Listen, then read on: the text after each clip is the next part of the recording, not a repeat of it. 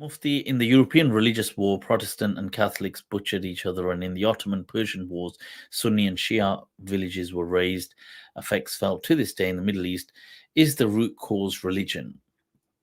Um, Good question. No, the root cause is not religion. I would say the root cause is probably tribalism and many other political things. It's not religion because you see, you take it down several notches. Like you take it, okay, I tell you what, let's take it to a primate level, chimpanzees.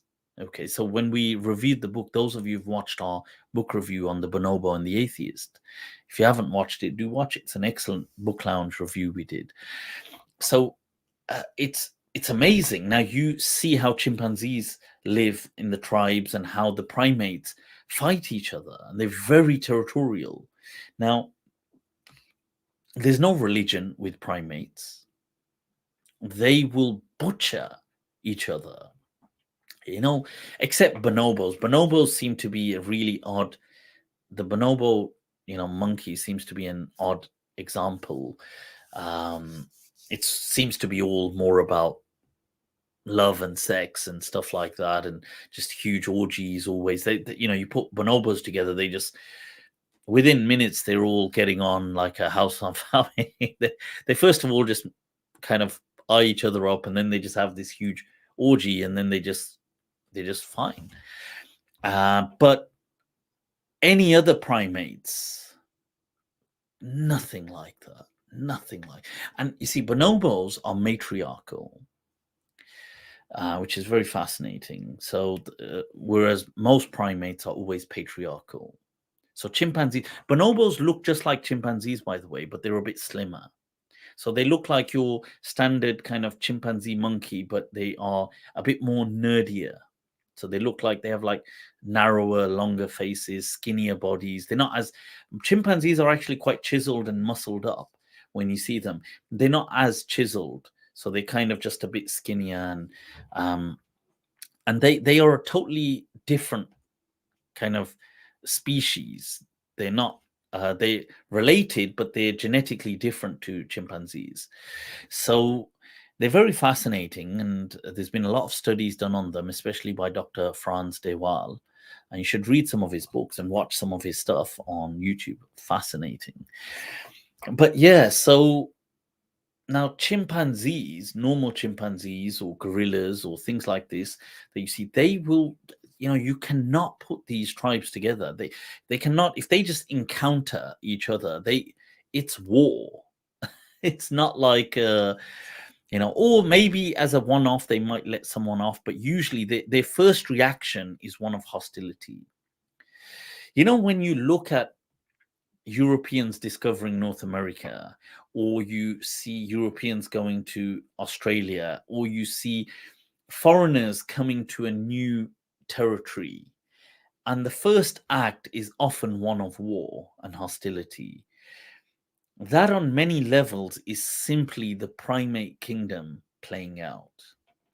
It's very predictable. Like if we were aliens and we had to predict human behavior, like let's say we're aliens, so we're looking at Earth and we don't know. So we know that this, let's say, group of humans, cohort, is about to venture its way to this territory.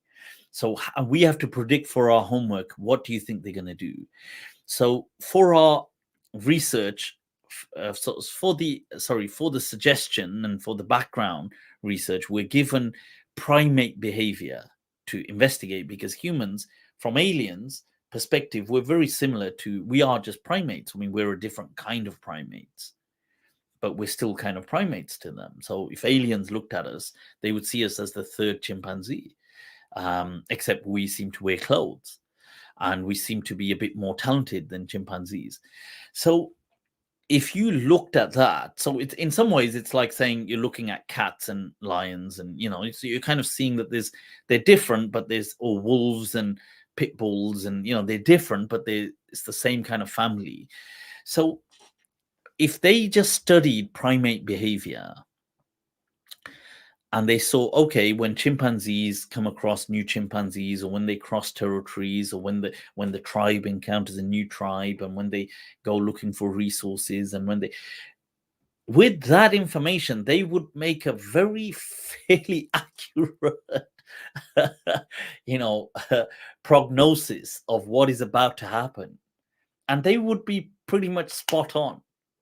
So, the apple doesn't really fall far from the tree. We're not actually that different. Um, and I think that's the, the thumma radadnahu. This is the asfala safilin. This is insan between his bestial and angel self, the angelic, the better self. But we more often than not are more bestial. We're just more animals than we are pure reason and kind of higher consciousness. So, yeah, most often we would get, the aliens would get it right if they would say, yeah, I think there's going to be devastation. It's like the verse of the Quran that you're going to place in here, تَجْعَلُ فِيهَا مَنْ يَسْفِكُ مَنْ يُفْسِدُ فِيهَا وَيَسْفِكُ الدِّمَاء. You're going to place someone who's they're just going to spread blood and do mischief, on the earth, because that it's very predictable. Yeah. Right. Okay.